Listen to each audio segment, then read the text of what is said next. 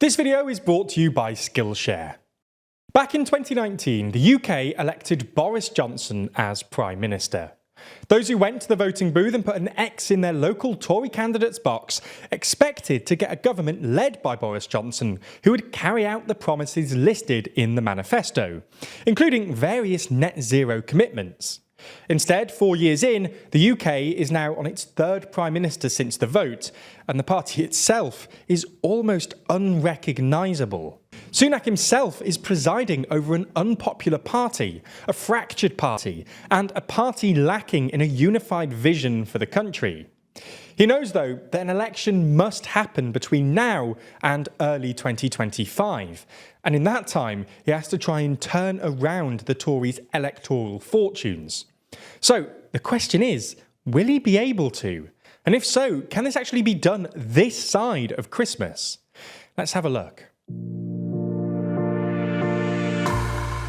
Before we start, if you haven't already, please consider subscribing and ringing the bell to stay in the loop and be notified when we release new videos. Now, it's worth starting this video by explaining how elections are generally called. Traditionally, once a general election was held, the Prime Minister had 5 years to call another one. They could do so whenever they liked within this 5-year period, and they didn't need approval from either Parliament or their Cabinet. In fact, some Prime Ministers got slated for their decision-making skills when it came to calling elections, like Gordon Brown, who famously decided not to call an election in 2007 when the polls were favourable. In waiting, he allowed the polls to get worse, and he ended up losing the election in 2010. Subsequently, in an attempt to hold the coalition government together, the Conservatives and Lib Dems passed the Fixed Term Parliaments Act, or FTPA, in 2011. In essence, this did what it said on the tin, and fixed when elections could be held. Instead of the Prime Minister deciding when in a 5-year period the election would take place, elections were now fixed at 5-year intervals. Now, this worked actually pretty badly, and MPs just found a way around it. In 2017, they used a loophole provided for in the Act, and in 2019, MPs just passed a separate law that got around it. The point is that it didn't really work, and last year, the FTPA was actually repealed. This means that for the first time since Gordon Brown, the next election is completely at the discretion of the Prime Minister. Obviously, Sunak will want to try and call the election at the most optimal time for him. So the question is now the optimal time? Well, on the surface, it doesn't really look like it. The most recent Delta poll put Labour at a 16-point lead, which is a similar lead to what YouGov and Redfield and Wilton polling gives Labour at the moment.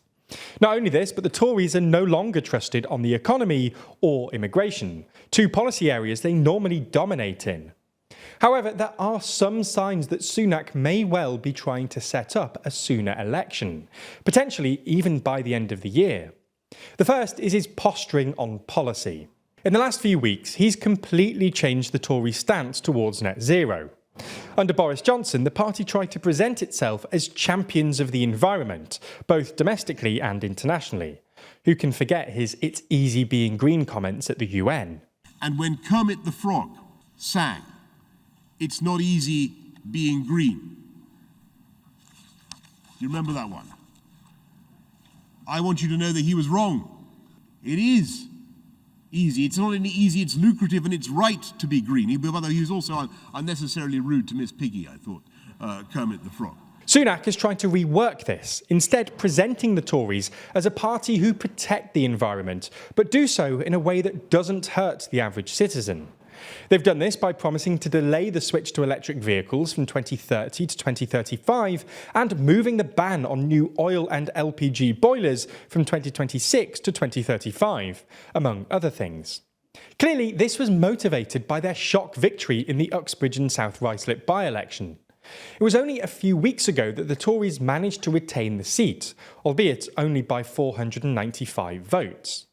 The prevailing view among the Tory party about why they were able to do so is because of the Labour London Mayor's decision to expand the ultra-low emission zone, which itself is a charge for driving high-polluting vehicles in London. The Tories stood against this expansion. Many journalists and pundits have suggested that this is the first move in Sunak's general election campaign. He's trying to set himself and his party aside from Labour by demonstrating that they're on the side of working people and trying to rebuild the trust in the Tories as the party of the economy. Making this clear to the electorate and then announcing a snap election by the end of the year could catch the Labour Party off guard. After all, while Labour is ahead in the polls, the electorate don't actually really know what Starmer stands for. Back in June, Ipsos Mori found that as many as half the electorate don't actually know what Starmer stands for. This is because his approach so far has been to just allow the Tories to tear themselves apart and tank their own polling numbers. Perhaps his plan is to lay out a more credible and wide-ranging plan sometime next year, which is when many think the election's going to be.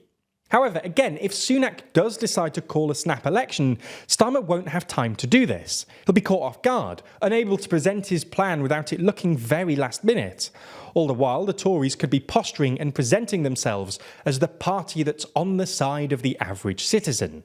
Well, this is at least one argument. In reality, Sunak probably knows that this won't work. Firstly, given the damage caused by Liz Truss last year, reversing the electoral fortunes of the Tories isn't going to be an easy task. It certainly won't be fixed with one policy announcement about net zero. Secondly, even if they did manage to win voters around on their environmental policies, people are still struggling through the cost of living crisis. There isn't any evidence that this is going to be made that much easier in the short term, and as we all know, the most important policy areas to voters is the economy, stupid. Ultimately, it looks like Sunak is stuck between a rock and a hard place. Calling an election now would likely doom him and his party to the opposition benches. Springing an election on Labour may give them a bit of a head start, but they're just too far behind in too many policy areas to stand a realistic chance of actually winning.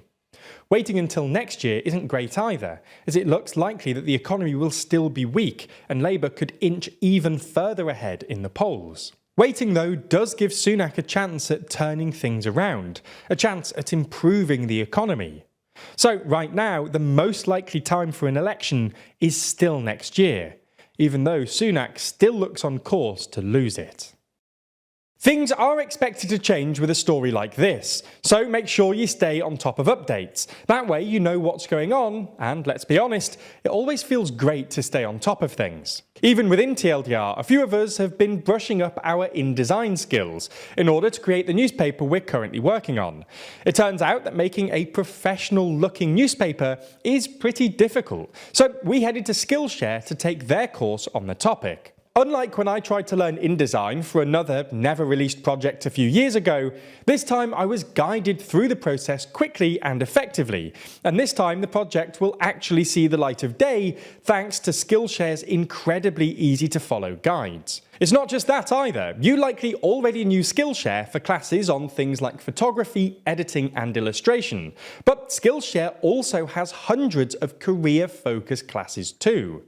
We all know at this stage that traditional jobs aren't one size fits all. I mean, I finished university and came straight into a job at a YouTube channel. That's not necessarily the path that you want to take, but the courses on Skillshare can help you design a career to fit you. There's courses on everything from how to start a business to maximising your workflow or how to grow in e-commerce. Another course that Jack's actually taking to help with the newspaper project. And if you use our link, you can get access to all of that for free. That's right, the first 1,000 people to use the link will get a 1-month free trial of Skillshare.